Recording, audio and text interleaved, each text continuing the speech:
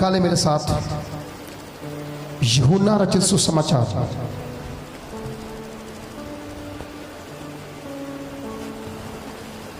उसका 1 अध्याय, उसकी 35 आयत से लेकर 42 तक, जहां पर एक बहुत ही खूबसूरत सा संदेश दिया गया है मुझे और आपको। संदेश बाइबल का सारा पवित्र आत्मा की प्रेरणा के द्वारा है और कुछ चीजें ऐसी होती हैं जो दिल को छू लेने वाली होती है।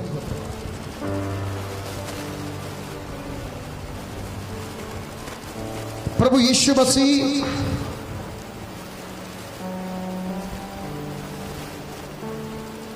बपतिस्मा देने वाले यूहन्ना ने गवाही दी प्रभु यीशु मसीह के बारे में। जब प्रभु यीशु मसीह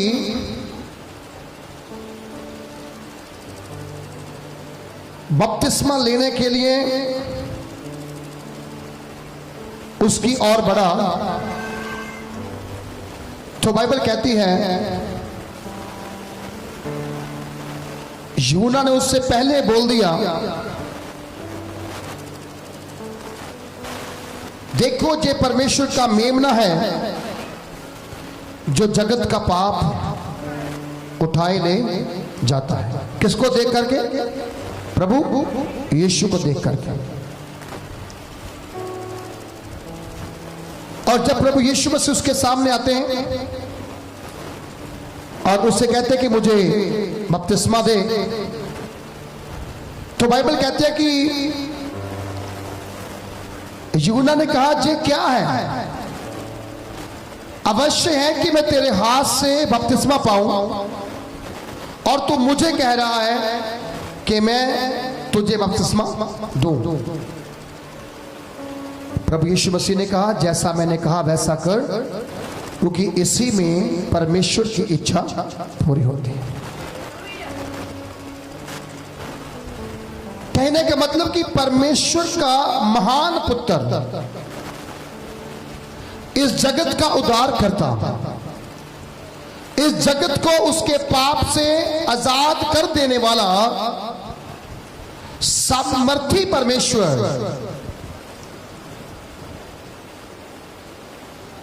जिसकी वर्शिप करने के लिए आज दुनिया भर के लाखों करोड़ों लोग इकट्ठे होते हैं और वर्शिप करते हैं। और एवरीडे चर्चेस के अंदर नए लोग आकर के शिफा को ग्रहण करते हैं अपनी बीमारियों से, लाचारियों से, कष्टों से, दुखों से, शर्मिंदगियों से और पाप से निजात पाते हैं। वचन कहता है कि परमेश्वर जो सबसे महान है, उसका इकलौता बेटा भी जो सबसे महान है, वो धरती पर आया और आकर उसने यूहन्ना से बपतिस्मा लिया। और यूहन्ना ने उसे बोला कि ये तो मेरी मर्जी है कि मैं तुमसे बपतिस्मा लूं और तू मुझे कह रहा है कि मैं तुम्हें बपतिस्मा दूं। लेकिन वहां पर यीशु ने उससे बोला जैसा मैंने कहा तो वैसा कर, इसमें परमेश्वर की क्या है? मर्जी। बोलो इसमें क्या? परमेश्वर की मर्जी। बैप्टिज्म लेना क्या किसकी मर्जी है? बोलो किसकी मर्जी है? परमेश्वर की मर्जी। बपतिस्मा लेने से क्या होता है? जिंदगी ट्रांसफर हो जाती है, जिंदगी बदल जाती है। पहले आप पापी होते हैं, लोग आपको अच्छा नहीं समझते हैं, लेकिन बैप्टिज्म लेने के बाद बाइबल कहती है परमेश्वर आपको धर्मी कंफर्म कर देता है कि तू आज से धर्मी है, पाप से मुक्त है, मैं तेरे पापों को क्षमा कर दिया, अब तू पापी नहीं रहा, अब तू धर्मी है और धर्मियों की गिनती में आ गया। ये बातें सुनने के बाद जब ये गवाही यूहन्ना दे रहा था, उसने एक बात और बोली, मैंने आत्मा को कबूतर के समान आकाश से उतरते हुए देखा और उस पर ठहरते हुए देखा। और फिर मैंने ये भी सुना, आकाश से एक आवाज आई और कहा गया, ये मेरा प्यारा पुत्र है जिससे मेरा जी प्रसन्न है। जितने लोगों ने बैप्टिज्म ले लिया है, मन फिरा लिया है और बपतिस्मा ले लिया है, बाइबल कहती है उतनों के लिए आकाश से एक आकाशवाणी होती है, जे मेरे प्रिय बेटे और जे मेरी प्रिय बेटियां हैं, जिनसे मेरा मन क्या है, प्रसन्न है। बपतिस्म परमेश्वर को प्रसन्नता देता है। और जहां लिखा गया है 35 में, दूसरे दिन फिर यूहन्ना और उसके चेले में से 2 जन खड़े हुए थे और उनसे यीशु पर जाकर जा रहा था, दृष्टि करके देखो परमेश्वर का मेमना। तब वे दोनों उसकी जय सुनकर यीशु के पीछे हो लिए। यूहन्ना और उसके चेले में से 2 जन ये बात सुन रहे थे कि देखो परमेश्वर का मेमना। परमेश्वर क्या? मेमना, लैम्ब ऑफ गॉड, परमेश्वर का लैम्ब ऑफ गॉड। ये बात सुनने के बाद यूहन्ना के वो 2 चेले उसके साथ जो खड़े थे 2 जन, वहां से क्या हुए, निकले और किसके पीछे हो लिए? यीशु के पीछे हो लिए।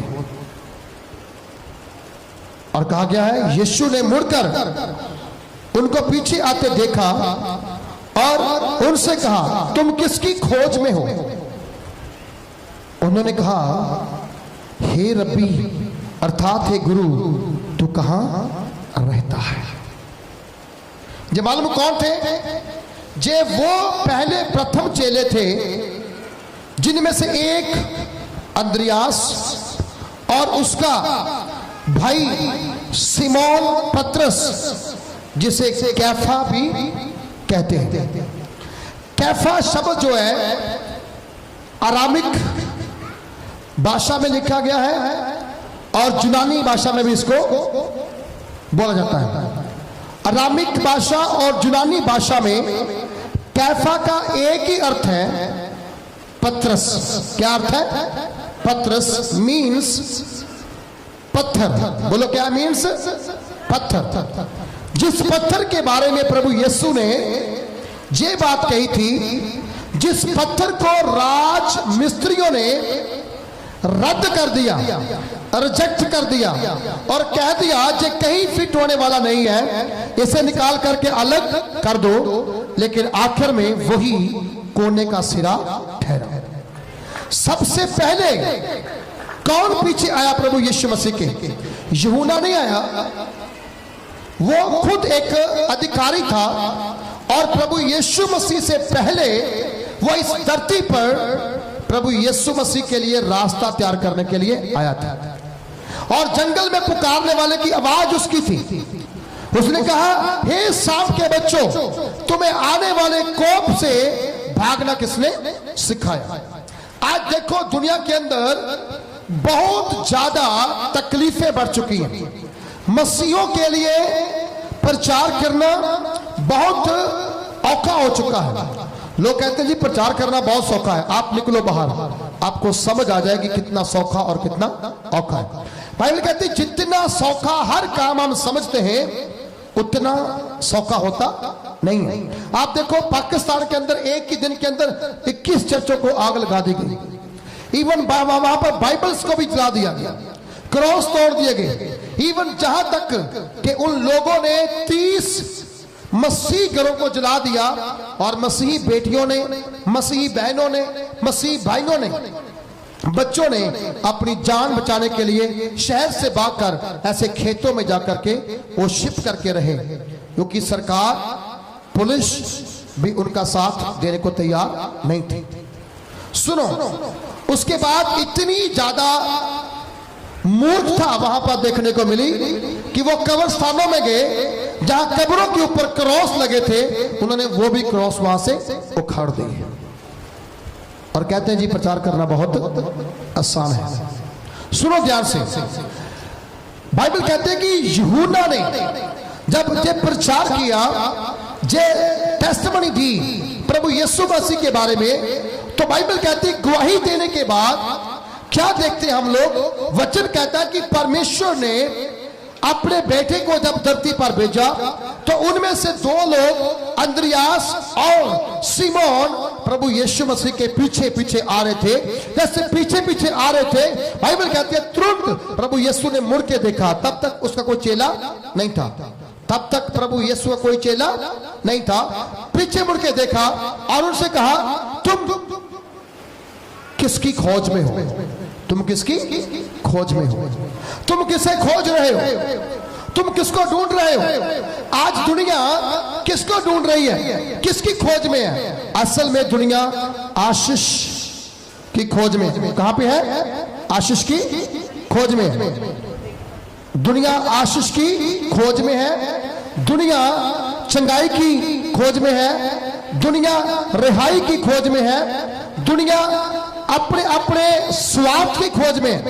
लेकिन वचन कहता है कि हमें परमेश्वर की खोज में निकले हैं या नहीं निकले हैं, आज हमें इस बात को समझना पड़ेगा। यूहन्ना के साथ अच्छे भले थे, प्रचार करते थे, खाना खाते थे, रोटी खाते थे, अच्छी तरह से जीवन जी रहे थे। बट क्या हुआ? अचानक से क्या हुआ? अचानक से वहां पर कुछ ऐसा घटा जिससे हमारे जीवन के अंदर कुछ नया सीखने को मिलेगा। वो प्रभु यीशु मसीह के हो पीछे हो रही है। आप देखो, इधर देखो, इधर देखो, सभी देखो, वहां पर है ना देखने के। और वचन कहता है कि वो लोग यूहन्ना को छोड़े और यीशु मसीह के पीछे चल दिए। अब प्रभु यीशु मसीह ने जो बात उनसे पूछी है वो बात समझने वाली है, कलीसिया को समझने वाली है, पासवानों को समझने वाली है, लीडर को समझने वाली है, एल्डर को समझने वाली है, हालेलुया, कमेटी को समझने वाली है, हर एक जूथ को समझने वाली है कि प्रभु यीशु ने उनसे क्या पूछा और क्या कहा। ये पूछा, तुम किसकी खोज में? बोलो, तुम किसकी खोज कर रहे हो? इतिहास की पुस्तक में लिखा गया है, यदि मेरी प्रजा जो मेरे नाम की कहलाती है मेरी खोज करे, मेरी क्या करे? खोज करे। दुनिया खोज कर रही है किसकी? परमेश्वर की, लेकिन मिल कुछ भी नहीं रहा है। बोलो, मिल कुछ भी।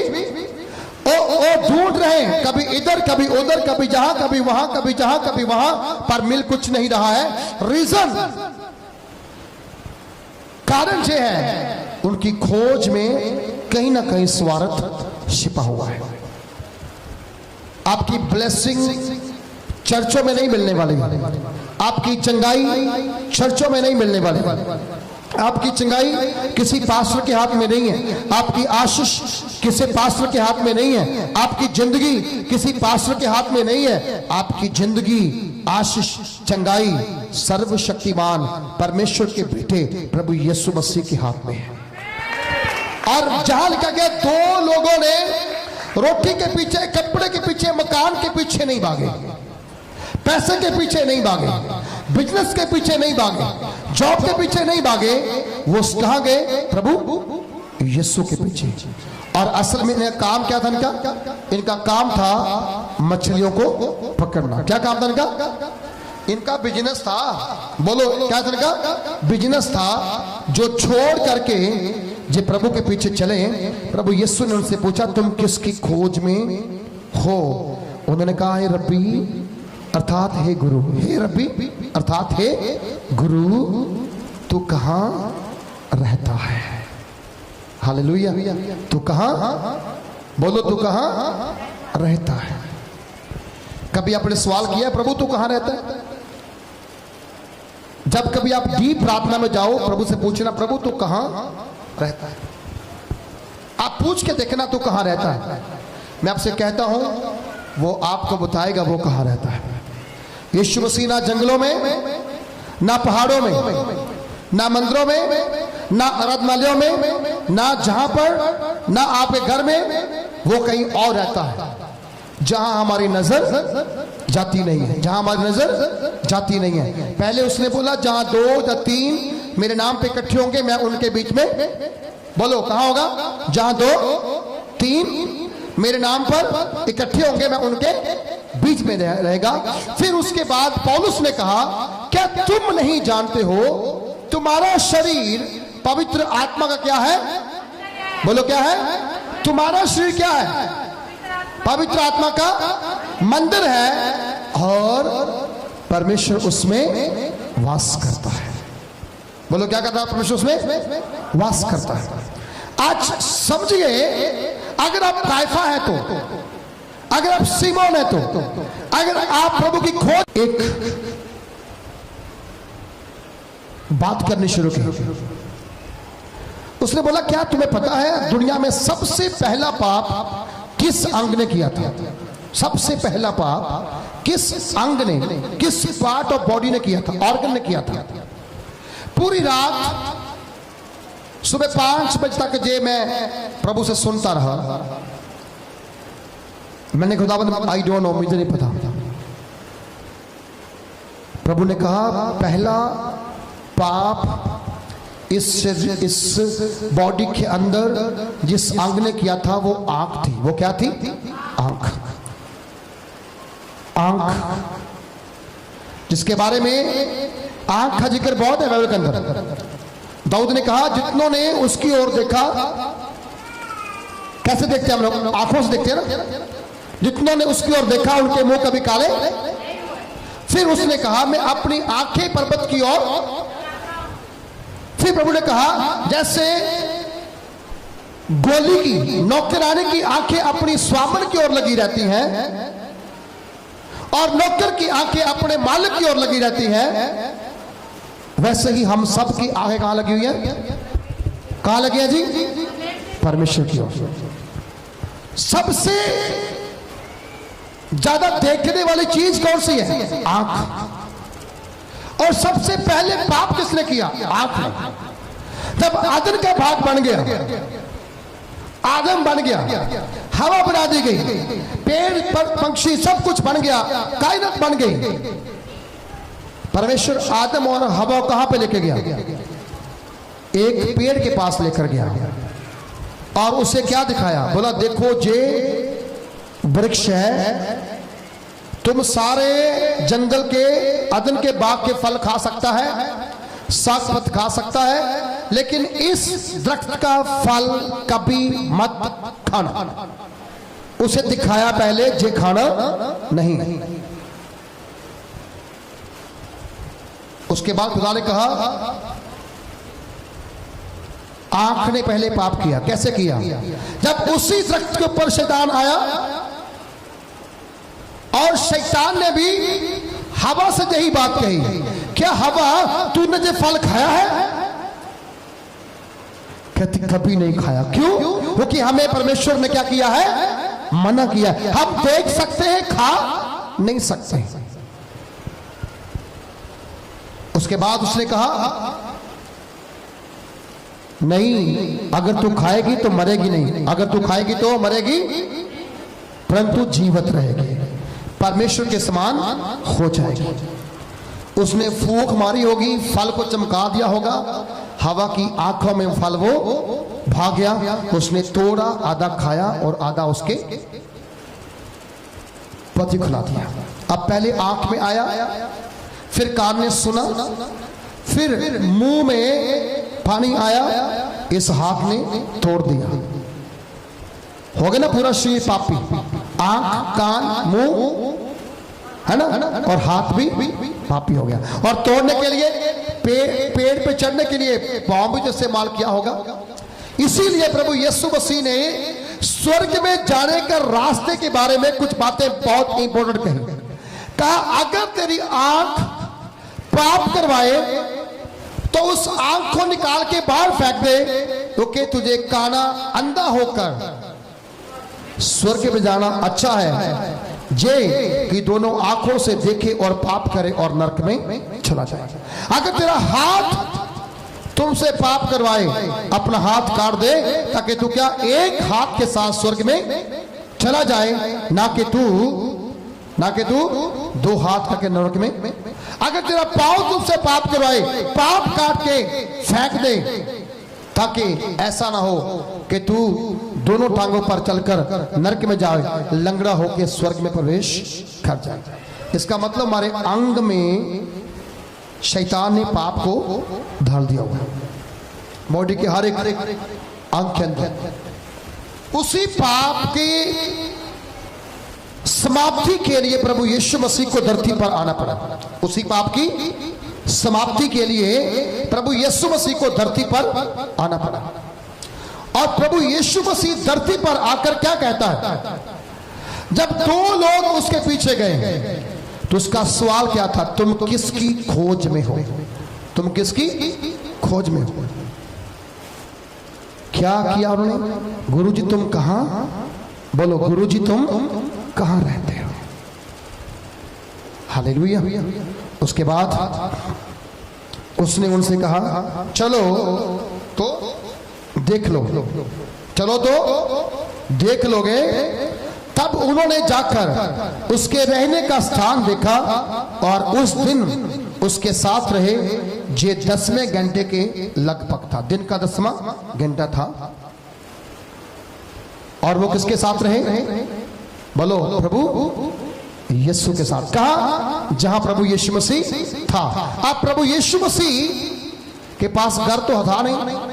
जैसे ही बैप्टिज्म लिया प्रभु यीशु मसीह वापस अपने घर की ओर नहीं गया, वो तो आत्मा की अगुवाई में उजाड़ में गया और 40 दिन 40 रात निराहार रहा, उपवास में रहा, प्रार्थना करता रहा और वहां पर शैतान के द्वारा परखा गया। आज भी जब आप उपवास करेंगे, आप अधिक प्रार्थना करेंगे, शैतान आपको आके परखना शुरू करेगा। आपको टेंशन देगा, आपको टेंशन देगा, आपको निराश भी करेगा, हताश भी करेगा, उदास भी करेगा, आपको दुखी भी करेगा। आपके बच्चे झगड़ा करेंगे, आपका हस्बैंड झगड़ा करेगा, आपकी वाइफ झगड़ा कर सकती है, आपका पड़ोसी आपको झगड़ा कर सकता है। लेकिन वहां पर देखना है जीत किसकी होती है। अगर तो आप सच्चे विश्वासी हैं तो आपको अपने उपवास की पहचान होनी चाहिए कि मुझे क्या बोलना और मुझे क्या नहीं बोलना। फास्टिंग में जब आप हैं जरूर शैतान आपको गुस्सा दिलाएगा। जब फास्टिंग में आप हैं जरूर शैतान आपका ध्यान भटकाने के लिए कुछ ना कुछ गलत करने को कहेगा। लेकिन अगर आप उपवास में प्रार्थना में बने रहेंगे तो बाइबल कहती है आप शैतान के सिर को कुचल देंगे और जयवंत हो जाएंगे। लेकिन अगर आप रास्ते में कहीं भटक गए तो फिर शैतान आपके ऊपर हैवी हो सकता है। और जहां लिखा गया है वो प्रभु यीशु के साथ रहे और वो दिन का 10वां घंटा था। उसके बाद वचन कहता है कि उन दोनों में से जो यूहन्ना की बात सुनकर यीशु के पीछे हो लिए थे, एक सिमोन पतरस का भाई अंद्रयास और उनसे पहले अपने सगे भाई सिमोन से मिलकर उससे कहा हमको क्रिस्ट अर्थात मसीह मिल गया है। क्या बोला? हमें क्या मिल गया है जी? बोलो क्या मिल गया? समझ रहे क्या मिल गया? मसीह मिल गया, यीशु मिल गया। अब बताओ जिसको यीशु मिल गया किस चीज की जरूरत है? प्रेरितों के काम 3 अध्याय के अंदर एक लंगड़ा भीख मांग रहा था मंदिर के बाहर बैठ करके। सब आ रहे थे, कुछ ना कुछ देके जा रहे थे। अब पतरस, याकूब और यूहन्ना भी वहां से गुजर रहे थे। इसने देखा वाइट कपड़े हैं, हाँ, हाथ में बैग भी है, वाह, पैसा भी होगा, चांदी भी होगा, सोना भी होगा, सब कुछ होगा। चलो उसके पास जाएंगे, उससे मांगेंगे, जरूर कुछ ना कुछ अच्छा बेस्ट मिलेगा, अच्छी दिहाड़ी पड़ जाएगी। यू नो व्हाट हैपेंड, क्या हुआ? उसने अपना हाथ फैलाया और कुछ पाने की इच्छा जताई। उसके बाद पतरस ने उससे एक बात बोली, कहा सोना चांदी तो मेरे पास, सोना चांदी तो हमारे पास, पर जो है हम तुम्हें वो दे। उसका हाथ ऐसे था, चलो कुछ ना कुछ तो आ जाएगा। कई बार विश्वासी प्रार्थना पता क्या करते हैं, प्रभु जो तेरी मर्जी है मैनू दे दे। वो तो फिर देगा बैंगन खान नू खा लोगे? थोड़ा मन करता होगा चिकन खान नू, तुसीं की मंगोगे? बैंगन? ऐदा नहीं। वो कहता मंगो ते मिलेगा। क्या कहा उसने? मांगो तो, बोलो मांगो तो मिलेगा। अगर आपने कहा तेरी इच्छा के अनुसार दे दे, वो बेस्ट देने की ताकत रखता है। लेकिन आपको क्या चाहिए? वो आपके मुंह से अंगीकार होना चाहिए। अगर आप नहीं मांगते हैं ना, तब वो आपको बेस्ट देगा। अगर आप मांगते हैं तो फिर वो आपकी इच्छा जानना चाहता है। कोड़ी प्रभु यीशु मसीह के पास आए, कोड़ी प्रभु यीशु मसीह के पास आए और प्रभु यीशु मसीह को आके उन्होंने बोला, स्वामी अगर तू चाहे हमें शुद्ध कर, अगर तू चाहे तो हमें। अगर वो कहते स्वामी देख हमारा हाल, जो तू करना है वो कर दे, तो शायद प्रभु उन्हें चंगा ना करता। लेकिन उनके मन की इच्छा क्या थी? हम अपने बीमारी से, अपने कोढ़ से क्या हो जाए? शुद्ध हो जाए। जब प्रार्थना करते हैं डिमांड्स को रखो। डिमांड ये नहीं कि छोटी छोटी चीजों को मांगना शुरू करो। साइकिल मिल जाए, साइकिल बुरी बात नहीं है, अच्छी चीज है, मैं भी लेने वाला हूं, चलाने के लिए बुरी बात नहीं है। लेकिन आपको पता है बाइबल क्या लिखा गया है? वचन ये कहता है, शेर के बच्चों को घटी होती है और भूख लगती है, पर वहां लिखा गया यहोवा के खोजियों को। किसको?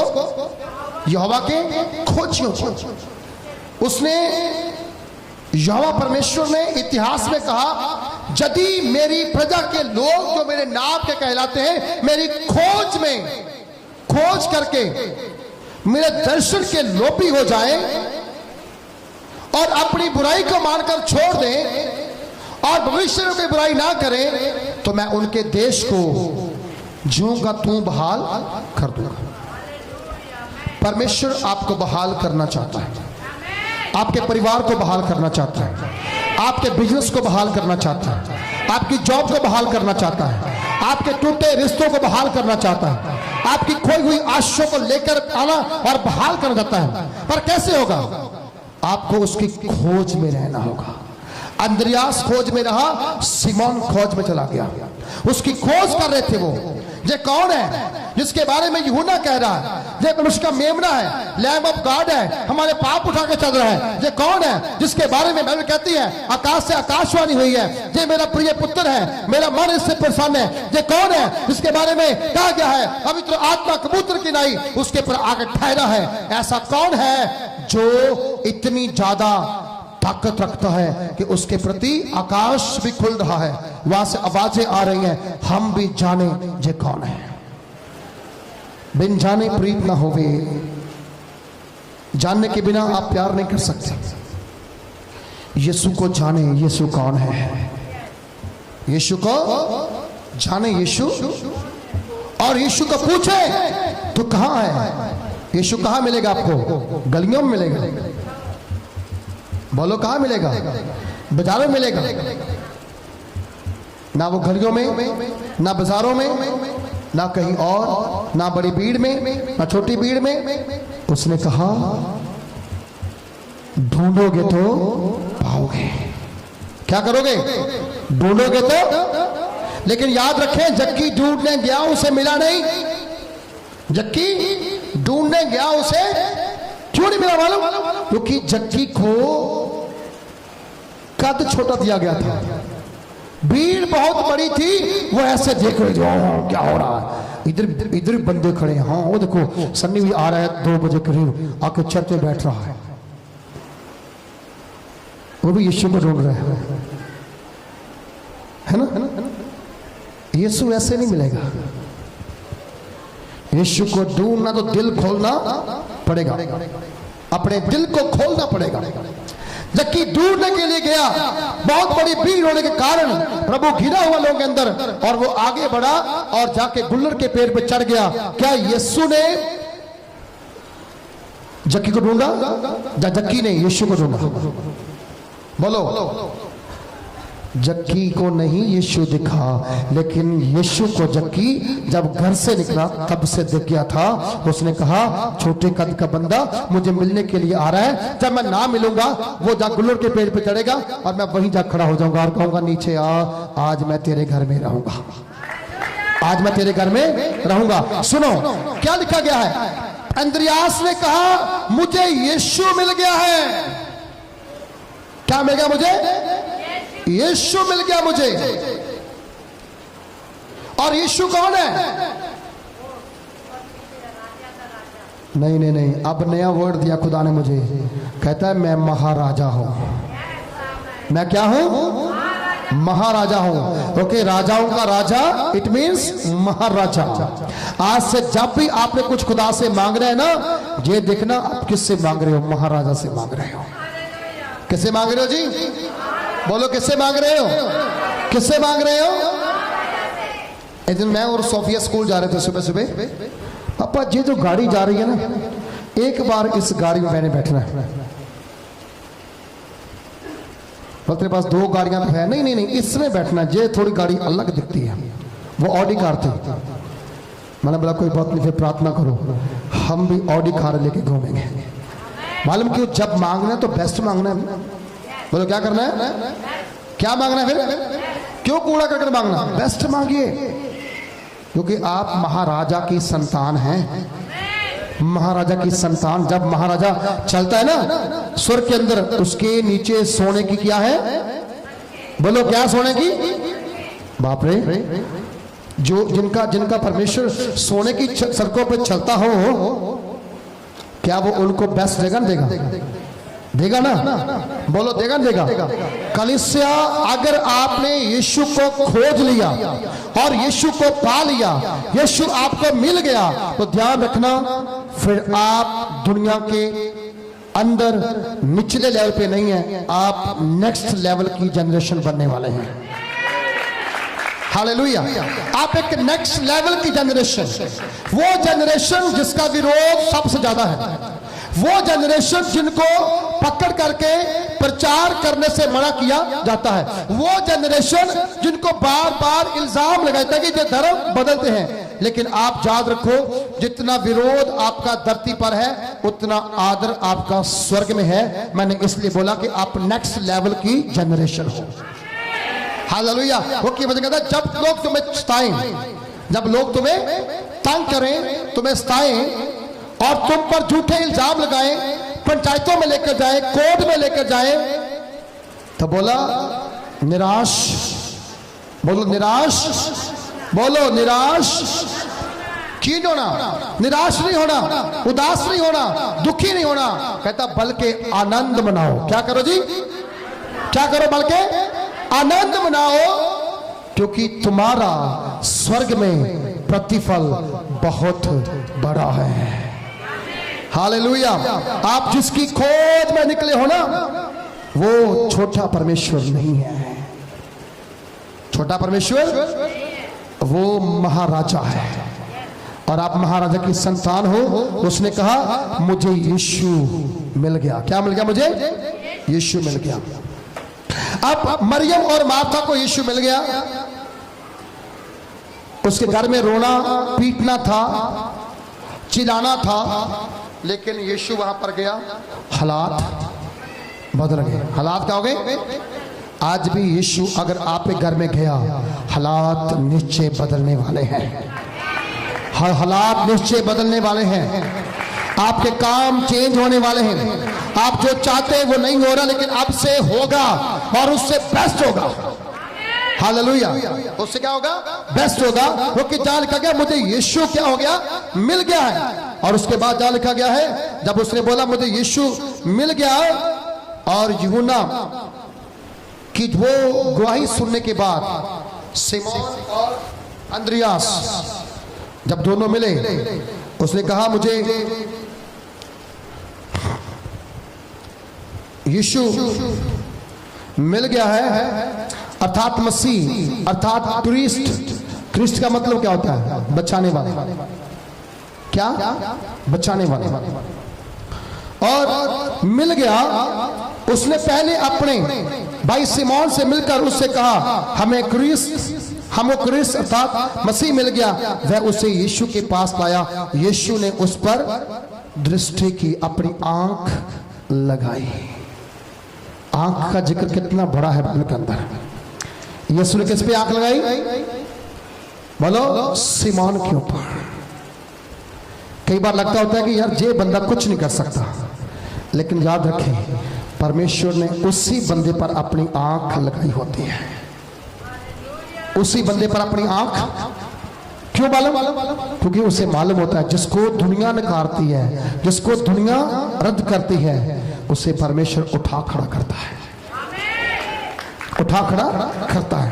परमेश्वर ने के पुत्र यीशु ने यूहन्ना की सिमोन की ओर देखा और देख करके उसे कहा तू यूहन्ना का पुत्र सिमोन है, तो कैफा है। तो क्या है? कैफा है। और अर्थात पत्रस, इट मीन्स पत्थर। और मैं इसी पत्थर पर अपनी कलीसिया की स्थापना करूंगा। सुनो, इसी पत्थर पर मैं क्या करूंगा? अपनी कलीसिया की स्थापना करूंगा। आज देखो मेरी बात सुनो, विश्वासी का चर्च में आने का एक खास मकसद है।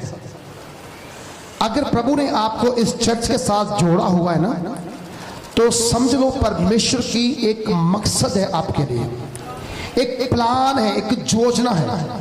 शायद आप वो समझ ना पाए, शायद आप उसे जान ना पाए, लेकिन बाइबल कहती है परमेश्वर का तुम्हारे प्रति एक योजना है, एक प्लान है, एक मकसद है।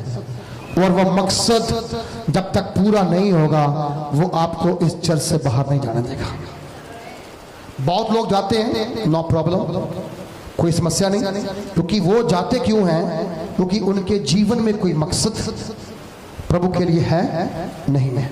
वो कहीं भी चल जाएं, वो वहां पर भी वापस निकलेंगे। मकसद नहीं है, कोई मकसद नहीं है। किसने कहता मेरे जीने का मकसद तू ही है। हमारे जीवन का मकसद क्या है? प्रभु यीशु को ढूंढना, उसे प्राप्त करना, उसे खोजना। और जो उसे खोजेंगे उनके बारे में जो दाऊद बादशाह 34:10 में कहता है, शेर के बच्चे भूखे रह सकते हैं, उन्हें कमी हो सकती है, लेकिन उसकी खोज में रहने वालों को कभी भी किसी भली वस्तु की कमी आने नहीं देगा। आपको परमेश्वर किसी भली वस्तु की कमी कभी नहीं आने देगा। आप चाहे मुट्ठी भर घर में रहते हैं, चाहे आप 10 रुपए कमाने वाले हैं, चाहे आप 10,000 कमाने वाले हैं, परमेश्वर कभी आपको कमी नहीं आने देगा। कभी कमी आपको नहीं आने देगा। हालेलुया। मालूम क्यों? क्योंकि उसका वादा है। उसका वादा, तुम मेरी खोज में निकले हो तो मैं तुम्हें अधूरा नहीं छोड़ूंगा, मैं तुम्हें पूरा करूंगा, मैं तेरी सारी मन की इच्छाओं को पूरा करूंगा। हमें उसके दर्शन के अभिलाषी बनना है, लोभी होना है। लोभी मन लालची होता है ना, लालची। कहते प्रभु जेडी तू मेरे पड़ोसी ने गवाही देनी है ना आशीष, और मैनू दे देता। मेरे घर पहले वॉशिंग मशीन आ जाए, ओदे बाद छा जाए, पहले इधर लेंटर पा दे, उधर भावें आप 2 साल बाद पा दे। ये लालच होता है, पर ये लालच शायद पूरा ना होवे। लेकिन अगर आप प्रभु के दर्शन के लोभी बनेंगे, अभिलाषी बनेंगे, मैं आपसे कहता हूं वो आपको आज अभी देने की शक्ति रखता है। हालेलुया। वो आज अभी आपको देने की शक्ति रखता है। वो देगा और आपको खड़ा करेगा अपनी महिमा के लिए, अपने राज्य के बड़े विस्तार के लिए। और कलाम कहता है जिस परमेश्वर की हम वर्शिप करते हैं, उसने सिमोन को बोला तू कैफा होगा। तो क्या होगा? कैफा, इट मीन्स पत्रस। और उसने बोला मैं इसी पत्थर के ऊपर अपनी कलीसिया की स्थापना करूंगा। चर्च, आपका चर्च में आना एक मकसद है। परमेश्वर आपको जहां लेकर आया कोई कारण है। आपको किसी धर्म से बाहर निकाला, जाति से बाहर निकाला, मजहब से बाहर निकाला और आपको कॉमन मैन बनाया।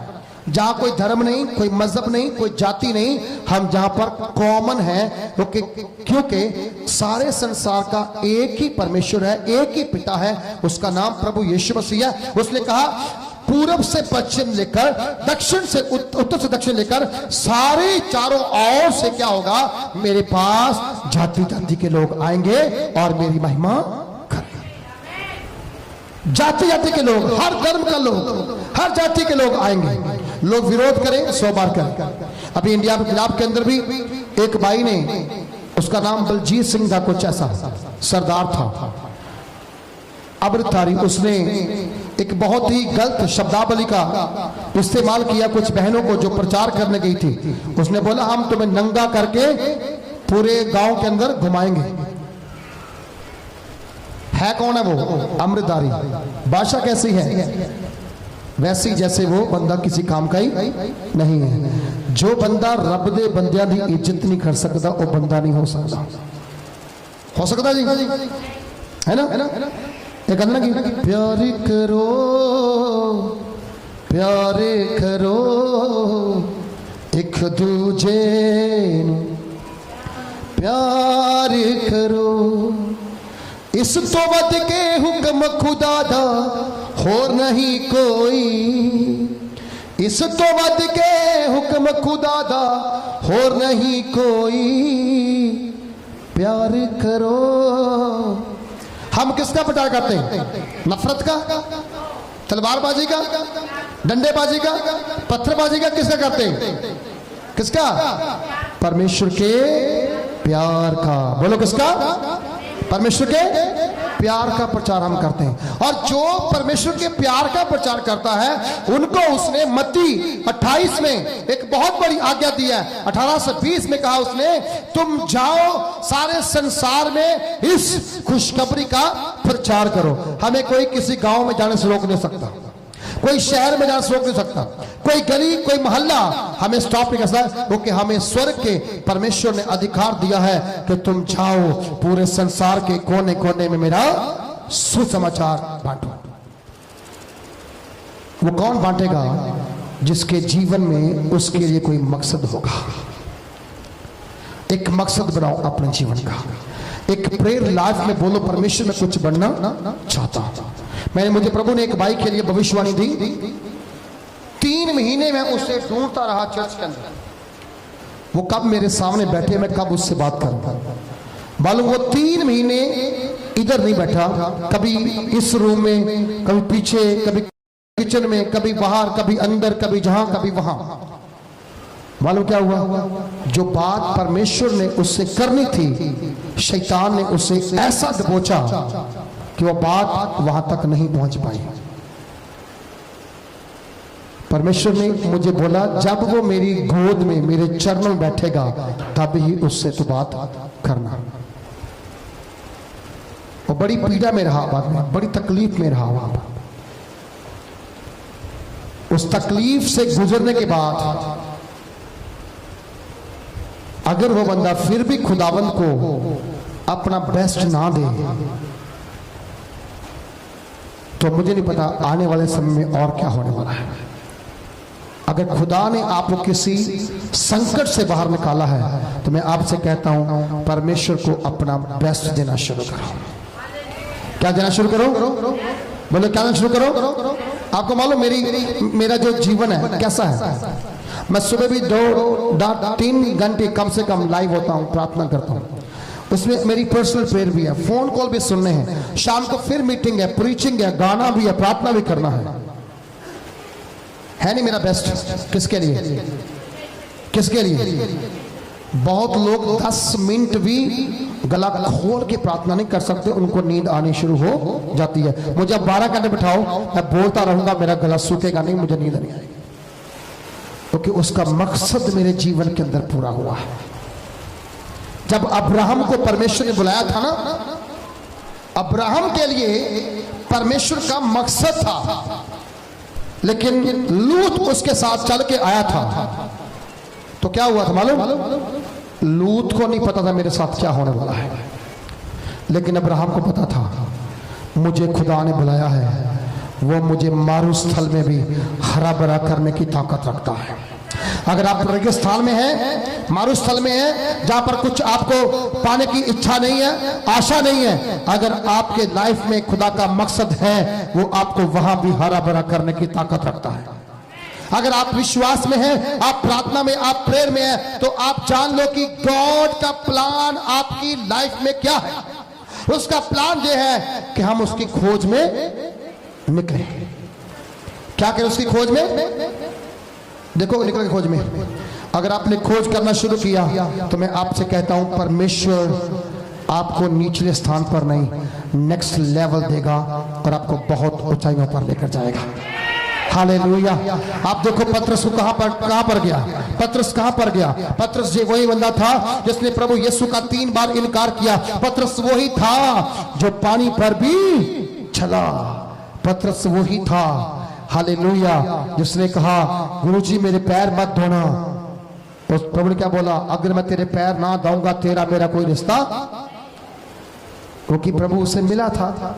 अगर प्रभु का वो इनकार करेगा तो क्या होगा? एक चीज नोट करना, शैतान आपको बरमाएगा। बोलो शैतान आपको, बोलो शैतान आपको कैसे बरमाएगा? सुनो, बहुत लोग चर्च छोड़ते हैं, उनके अंदर विरोध की आत्मा आती है, और विरोध की आत्मा पवित्र आत्मा नहीं है, शैतान का आत्मा है। बाइबल प्रूफ करता है, बाइबल प्रूफ करता है। जो विरोध करता है उसके अंदर पवित्र आत्मा नहीं, वो ताली मारे, अन्य भाषा बोले, कुछ भी करे, उसके अंदर क्या है? दुष्ट आत्मा। क्योंकि शैतान हमेशा तो शुरुआत से लेकर आखिर तक परमेश्वर का विरोध करता आया है, करेगा। लेकिन जब प्रभु यीशु मसीह बादलों पर आएगा, वो नरक की आग में जाएगा, उसके बाद विरोध नहीं होगा। लोग चर्च छोड़ते, कहते जी हमने छोड़ दिया तो भी मेरे साथ चल जहां मैं जाता हूं। उसे डंडा पकड़ के मार के घर से भगाओ। वो विश्वासी नहीं है, शैतान है, आपको फलदार होने से रोक रहा है। सुनो बात पे ध्यान से। एक बहन जहां से किसी लड़की ने चुगली मार दी उसको, उसे बोल दिया तेरे बारे में लोग उल्टा सीधा बोलते हैं चर्च के अंदर। वो टीम मेंबर थी, उसने उसकी इंक्वायरी नहीं की, घर बैठ गए। इनसे बात हुई उनके बेटी की, बोलते जी मम्मी ना वो जंदर चर्च में गई सी, कहती मैनू मजा जरा नहीं आया, उत्थे गर्मी बहुत सी। तो फिर जहां पर आ जाओ, हाँ मुझे चर्च से फोन आएगा तो मैं आऊंगी। क्या तुम्हें उन्होंने लेटर भेजा था कि मेरे पास आके चेयर के बैठ जा? ऐसे लोग जो होते हैं ना, वो कभी ब्लेस नहीं होते, जो सेवक को अपने सामने झुकाना पसंद करते हैं। सुनो, सैमुअल को साउल ने झुकाना चाहा था, झुका नहीं, उसका उसने कुर्ता फाड़ दिया था, कुर्ता चोगा फाड़ दिया था। और जैसे चोगा फाड़ा, बाइबल कहती है सैमुअल ने कहा तूने मेरा चोगा फाड़ दिया, अब मैं तेरा राज फाड़ दूंगा। जो विश्वासी पास्टर को झुकाने के लिए कहते ना, याद रखना आप चर्च में वापस आ जाओगे, हम मना के ले आएंगे, हाथ जोड़ के ले आएंगे, विनती कर लेंगे, लेकिन खुदावंद आपको देने वाला कुछ नहीं है। वो पहले आपके दुख के साथ आपको क्या बोलते हैं, आपको खुशी के साथ दुख नहीं देता है, लेकिन याद रखना फिर खुशी कम करेगा, दुख ज्यादा देना शुरू करेगा। इसलिए तौबा करो। क्या करो? बोलो क्या करो? तौबा करो। मैंने इनको बोला कभी फोन मत करना उनको, जब पकड़ेगा ना शैतान जहां से, फिर रेंगते जहां पर आएंगे, जहां नहीं है कहीं और जाएंगे, नाक रगड़ेंगे, तब भी नहीं निकलेगा। जब खुदा के दास का विरोध करोगे ना, फिर वहीं पर आके नाक रगड़ोगे तो छुटकारा होगा, नहीं तो नहीं होगा। क्योंकि वचन कहता है कि विरोध करने वाला इंसान नहीं है, उसके अंदर घुसा हुआ क्या है? बोलो कौन है? कौन है जी? शैतान है। उसे अपने घर में घुसने मत देना, नहीं तो वो भी आपको भी वैसे ही आत्मा देगा जो आपके अंदर है। प्रभु यीशु ने हमें सत्य का आत्मा दिया है। कौन सा आत्मा दिया है? सब बोलो कौन सा आत्मा दिया है? सच का आत्मा दिया है। तो वो आपको कभी बरमाएगा, कभी टूटने नहीं देगा। अगर वो आपको तोड़ने की कोशिश भी करेगा ना शैतान आकर, तो सच के सामने वो खड़ा नहीं हो पाएगा, क्योंकि उसने कहा सच को जानो, सच तुम्हें आजाद करेगा। हालेलुया। इसलिए प्रिय ध्यान रखना, आपके जीवन के अंदर खुदावंद की एक योजना है। पतरस के लिए योजना क्या थी? पहले उसने उसे बुलाया, उसे बोला मछली पकड़ता है, जाल छोड़ दे, अब जाल छोड़ दे, क्योंकि तू मछली फड़ने वाला नहीं होगा, अब से तू मनुष्यों को पकड़ने वाला बन जाएगा। वहां से पीछे पीछे हो लिया। अब पानी आ गया, झील आ गई, तूफान उठा, हवाएं उठी। जब वो चलने लगा, कहता है गुरुजी अगर तू गुरु है, प्रभु यीशु है, मुझे पानी पर चलना सिखाओ। वो पानी पर चला, उसे बाहर भेजा, दुष्ट आत्माएं निकली, लगड़े चले, बहुत कुछ हुआ। उसके बाद जब प्रभु यीशु पकड़वाया गया तो उसने क्या बोला? गुरुजी मैं तेरे साथ मरने के लिए भी क्या हूं? मरने के लिए भी। सुनो मेरी बात, विश्वासी वफादारी दिखाए अच्छी बात है, लेकिन वायदा करके पूरा ना करे वो बिल्कुल अच्छी बात। बोलो, वो बिल्कुल अच्छी बात। अगर आज मान लो हम कहें कि पाकिस्तान के खिलाफ हमने जहां पर एक धरना देना है, कितने नौजवान आएंगे? पहले टाइम होगा 9 बजे का, 12 बजे आएंगे। मतलब क्यों? कहीं जाते पुलिस लाठी चार्ज ना कर दे। जो पुलिस से डरता है वो यीशु का काम कैसे कर सकता है? 9 को था, हमने काफी लोगों को फोन किया, आए वहां पर कितने? सिर्फ 23 लोग आए हमारे चर्च के। पूरे शहर के पास्टरों ने जोर लगाया, 100 बंदा इकट्ठा नहीं कर पाया। 23 बंदे तो उसमें हमारे थे। कलीसिया डरपोक नहीं होनी चाहिए। कलीसिया मरने वाली जब मार देने वाली होनी चाहिए। पतरस ने बोला मैं ऐसा नहीं कर सकता, कोई इनकार नहीं करूंगा, मैं तेरे साथ मरने को। क्या हुआ? यीशु पकड़ा गया। तू भी तो यीशु के साथ था, तो क्या बात कर रहा है? मैं नहीं जानता वो कौन है, वो इस कोने में है। हाँ, जे भी तो यीशु के साथ था। नहीं, मैं नहीं जानता वो तू किसकी बात कर रहा है। जब तीसरी बार इनकार किया, मुर्गे ने भांग दिया। इसे याद आया, हो गुरुजी ने कहा था, गुरुजी ने कहा था मुर्गे की भांग देने से पहले 3 बार मेरा क्या करेगा? इनकार करेगा। लेकिन याद रखो, यही पतरस था जिसने तलवार उठाकर सिपाही का कान अलग कर दिया था। झूठ को अपने अंदर जज्बा रखना है, अपनी कौम के लिए, अपने चर्च के लिए, अपनी कलीसिया के लिए। लड़कियां, लड़के, बहनें, जब कोई ऐसी बात हो ना, टूट के पड़ जाओ। मारना नहीं किसी को भी, लेकिन कम से कम सामने खड़ जाओ, दुश्मन अपने आप पीछे हट जाएगा। Hallelujah, hallelujah. प्रभु यीशु ने इससे तलवार म्यान में रखने के लिए बोला, तलवार म्यान में रख। जो तलवार चलाएगा तलवार से काटा। तलवार म्यान में रखने को बोला, छोड़ने को नहीं बोला। विश्वासी ध्यान दें, तलवार कहां रखने को बोला? म्यान में रखने को बोला, निकाल के फेंकने नहीं बोला। बोला जहां रख ले, जब जरूरत होगी तब चलाएंगे। जब जरूरत होगी तब, क्या पता जरूरत पड़ जाए, क्या पता जरूरत पड़ जाए, इसलिए तैयार रहो। वचन कहता है कि तैयार हर समय, समय को समय, समा हो चाहे ना हो, समय को समय तैयार बर तैयार रहो। क्या करने के लिए? सुसमाचार प्रचार करने के लिए, प्रार्थना करने के लिए, उपवास करने के लिए, चर्च में सेवा करने के लिए, रात को जागने के लिए, दिन को जागने के लिए तैयार रहो। क्योंकि क्या जाने प्रभु कब आपको आवाज दे, मैं आ रहा हूं, तुम जागते हो या सोए हो। हालेलुया। आप बाइबल 20 बार पढ़ लो दिन के अंदर। अगर आपको 10 मिनट खुदा के वचन से बोलना मुश्किल होता है, तो फिर आपको पहले वो मांगना, खुदा मुझे बोलने का बल दे। क्या दे? मुझे बोलने का बल दे। इसलिए वचन कहता है, उसने कहा कि तू कैफा है, पतरस पत्थर। वही पतरस जो भाग गया था, वही पतरस जो इनकार कर गया था, अब वही पतरस क्या कह रहा है? उसके बारे में क्या कहा गया? मैं इसी पत्थर पर अपनी कलीसिया बनाऊंगा। परमेश्वर ने आपको चुना है कुछ करके दिखाने के लिए, आपको ठहराया है, आपको बुलाया है कुछ करके दिखाने के लिए। इसी पत्थर पर मैं कलीसिया बनाऊंगा, जिस पर अधो लोग के फाटक कभी प्रबल, बोलो कहीं प्रबल न होंगे। हालेलुया। जो कलीसिया टांडा की चाचा की है, मैं विश्वास करता हूं जहां पर शैतान का कोई भी हथियार चलने वाला नहीं है। मालूम क्यों? क्योंकि जहां पर रात दिन कलीसिया को पवित्र आत्मा के कंट्रोल में रखने के लिए कहा जाता है। हालेलुया।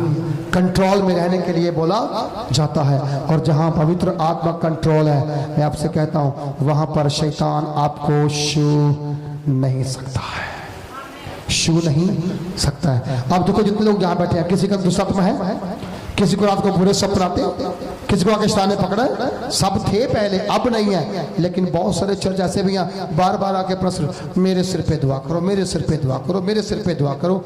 उतने सिर पे बाल नहीं जितनी बार उसने अपने सिर पे हाथ रखवा लिया होगा। याद करें, परमेश्वर ने आपको छू लिया, आपको चंगा कर दिया जब आप उसकी उपस्थिति में आ गए। धन यीशु आपको मिल गया, दुनिया की कोई चीज आपसे दूर नहीं रहेगी। हालेलुया। कोई चीज दूर नहीं रहेगी। इसलिए याद रखें, प्रभु की खोज में निकलो, परमेश्वर आपको ऊंचा उठाएगा। परमेश्वर आपको ब्लेस करें। आइए अपने स्थान पे खड़े हो जाएं, जोरदार तारीफ करने के साथ हम प्रार्थना में जाएंगे। Hallelujah. Thank you Jesus.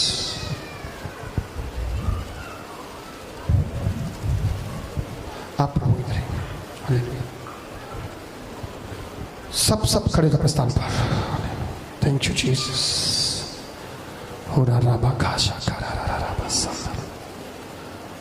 Thank you Jesus, thank you Jesus. अपने हाथ उठाओ परमेश्वर की ओर। हम आपके बीच में आएंगे, ले हैंड करेंगे अभी और परमेश्वर आपको छुएगा और चंगा करेगा। बताने की जरूरत नहीं होगी आपको क्या प्रॉब्लम है, आप सिर्फ वहां पर अपना हाथ रखिएगा, यहोवा का आत्मा आपको टच करेगा।